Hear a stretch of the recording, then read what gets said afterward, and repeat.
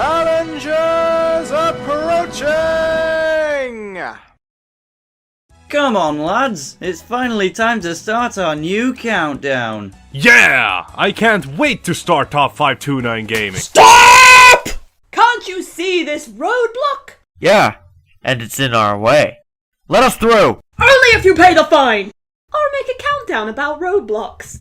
How much is the fine? $2.40. They'll never get my money! Escape! Revolt!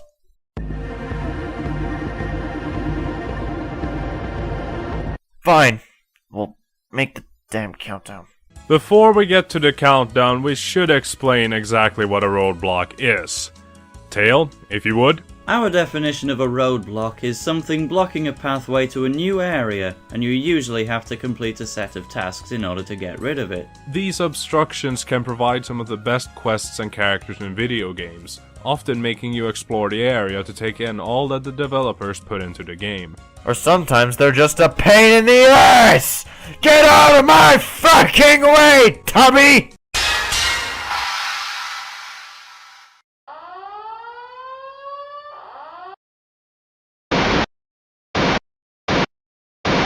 What? Richard Ayoade became a chap? Of course not! I'm Ricky Lai! Hi there friends. Are you my friends? If we aren't, then we will become friends. I'm Master Jack Studios. I've been recruited by the chaps to represent the briny depths of New Zealand. If you don't know where that is, it's the two splatters of paint just below Australia. So yes, there is a country even more down under than Aussie. You might know me for my own countdowns on my channel, but if that's not the case, then you might know me for reading out awfully written fanfictions about Shrek, SpongeBob, and in one case, even me. But I guarantee I will bring a ray of sunshine into all of your lives. Granted, that ray of sunshine is still being shipped over from eBay, so that'll take a while. The idea here is that a person could be a roadblock if they're persistent enough to just stand in your way for long enough, which is pretty impressive that they got that sort of stubborn attitude. If someone were to block the door to KFC, they're getting their ass kicked by me. But meet Mido, who looks more like an angry Christmas elf than anything else. Santa's really let himself go. In Ocarina of Time, Mido is one of the first characters you meet in the game, and it's not really the best first impression seeing as he guards your path to the Great Deku Tree. Look at that stance, what a twat. Eyes glaring evilly, waiting for an opportunity to pound the motherflippin' piker into the dust, son. Until you get the sword and shield, bring them back to him, and he's like, oh, sorry, I didn't mean to bother you or anything, but just go. And you're all like, yeah, that's what I said, bitch, don't you mess with me. Okay, not really, but yeah, this has gotta... Right! Well, we'll do that again, shall we? The idea here is that Mido makes you collect your sword and shield in order to get on through to the first dungeon area, which is a helpful roadblock, but at the same time, not very friendly. But it's pretty funny to see his shock when he realizes that you are the chosen favorite of Saria and the Deku Tree, so much that he blames you for killing the Deku Tree when he dies. What's this guy's problem? Is there like a Deku stick up his ass or something? Of course, later on in the game, Link returns to the forest, only for Mido to not even recognize you. Thank Palutena! Oh, wrong franchise. Ricky had one job, why did you cut the break? He still stands in your way, and you have to play the Lost Woods theme to show that you are friends with Saria. The best part? Mido actually apologizes to you for treating you so harshly earlier on. Them feels though. The fun thing is that Mido has a proper personality for a roadblock. Can't really call him a scrub though, can I? Regardless, this is a list about roadblocks, and it would be pretty silly to address them so critically. It would be like asking Simon Cowell to judge your origami. Doesn't matter though, Mido is a nitwit and we love him for it. At least, I hope you do. If you don't, then... sorry. Wasted your time.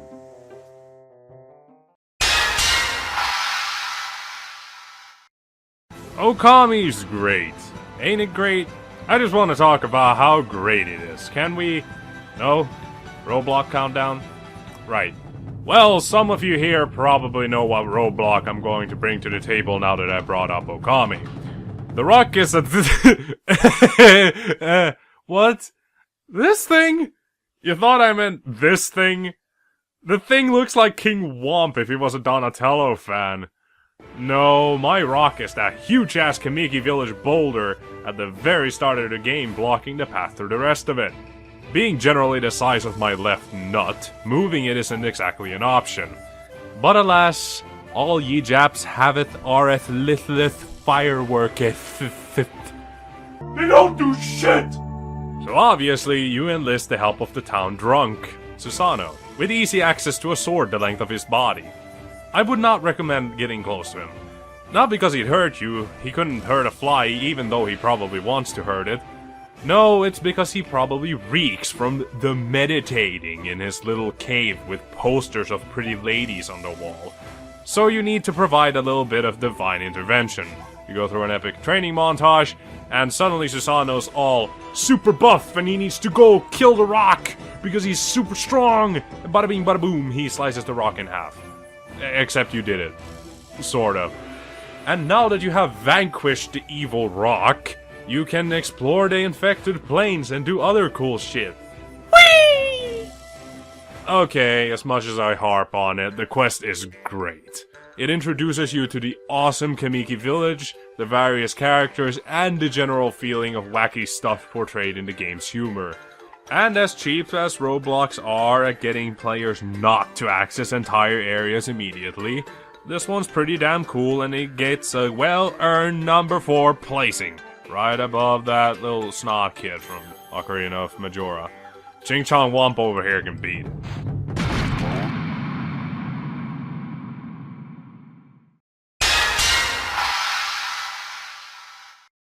My favourite roadblock of all time is Robot Wars Series 1 Grand Champion Roadblock! But that's not from a game, so I'll instead be doing the much loved Mario series veteran, Toad. But how can something so squishy and feeble ever block your path? Well, let's turn up the size. This Toad is the absolute epitome of physical fitness, and Toadettes worldwide all want a piece of him. What? He said he'd pay me to say that! These toads have been afflicted with a virus called the blobs. They got this by eating blobs mushrooms sold to them by Forful. And of course when they developed their colossal stomachs they had to be right in the bloody way when they did it. Guess you are in the way! The sheer gigantism of toads with blobs makes them immovable objects, reminiscent of this dunce of a Koopa from Superstar Saga. Oh yeah, he's another roadblock. Any place in Toad Town you can think of, a toad will probably be blocking the way. That or the path will be blocked by, well, a roadblock. To get rid of these tremendous tubbies, you'll need to play over half the game and get the miracle cure. Wish one of them existed in real life, eh? It'll turn the toads back to normal and even smash up another set of bloody roadblocks. You know what? Mario and Luigi, Bowser inside story loves to block my goddamn way! As you can plainly see, there are a ton of great roadblocks in gaming, like assholes, rocks, and fat people. So what made it this far, beating all of those out? Wait, what the fuck? What is this? A statue of a pencil? Awesome! I hate it. From the quirky and lovable game of Earthbound, we have here the Iron Pencil, as if we didn't hate homework enough already. Obviously going around it isn't an option, there's a curb there, and this is a video game, so curb climbing is illegal or some shit. I've got a little bratty bitch to save, and this little fucker just comes to ruin my day. What do I do? Go talk to that one genius kid in Tucson. No, not the really handsome and groovy orange kid, that fat, disgusting one. Yeah, him, Apple Kid or whatever. He'll invent you an eraser. 'Cause, you know, it's a fucking pencil, and video game logic. Well, when the eraser looks like this... Never mind, moving on. So yeah, you erase the statue so you can go save that one bitch from the Blue Man Group. Waste of a good statue if you ask me. I mean, look at it! It's so pretty! I love to hate it!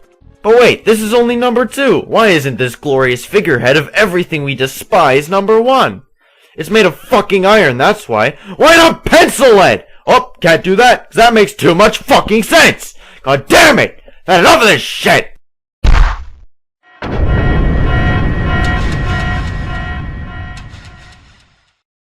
Right. Since Pokemon hasn't appeared on the list yet, you've probably figured out something from the franchise would be our number 1. There's a Pokemon for everything, so naturally, we've got the sturdy, road-blocking... Old geezer from Viridian City! Oh. Well, don't you look... Shut up, new blood. The Old Man, as he's known, is the first roadblock encountered in the first Pokemon game. He tells you that you're absolutely forbidden to go past, as this is private property. What? It's a road. Go home, old man. You're drunk. Did you know? The decaffeinated old man was the hungover old man in the original Japanese red and blue versions of Pokemon, and he had to have his coffee to sober up, rather than just getting his caffeine high. This was changed in the West since it seemed rather inappropriate, and the purely coffee-related story was the standard in Fire Red and Leaf Green, both in the East and the West. So we put a plastered old man that's passed out in the middle of the road over the iconic Snorlax? Ah, nice. Well, he does actually turn out to be a helpful person once he wakes up. He teaches new players about catching Pokemon, claiming to be an expert catcher. Or if you're already the best that ever was, like your friendly neighborhood Golden Lotus, then just skip the tutorial. But why can't I skip it then? Oh, right. I suck at Pokemon. Great! Because he gives you a telly that has tapes of his grandson Primo showing beginners tips on all sorts of stuff. From battling, to status effects, to catching Pokemon. He has another grandson named Maximo that runs the Pokeathlon in Pokemon Heart Gold and Soul Silver versions as well. Primo and Maximo. How cool are they? Wait. Rewind a sec. Doesn't this guy know that half the Pokemon fanbase is us teenagers that are already well aware of how to catch a stupid Weedle? So basically, he makes you explore Viridian like any good Roblox should. He's a very fun character, he's helpful, and his Weedle is kick-ass! Well, if that doesn't sound like a top contender for Roadblocks, I don't know what does. He's a right road bloke. Get it? It's a pun! Why do we love him so much? He just lies there, not giving two shits. Just step over him. But wait, this is a video game, so stepping over people is like illegal or some shit. What the actual fuck?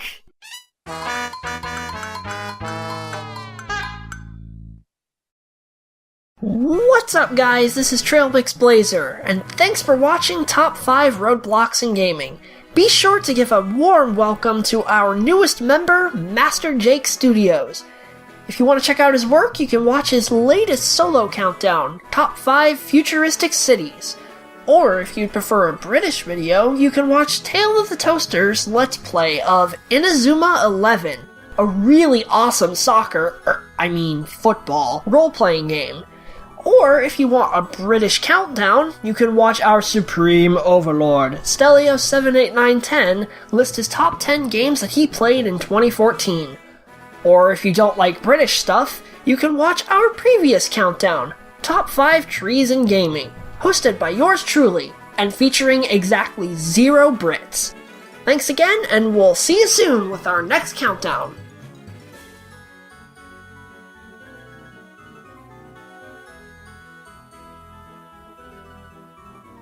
Tubby!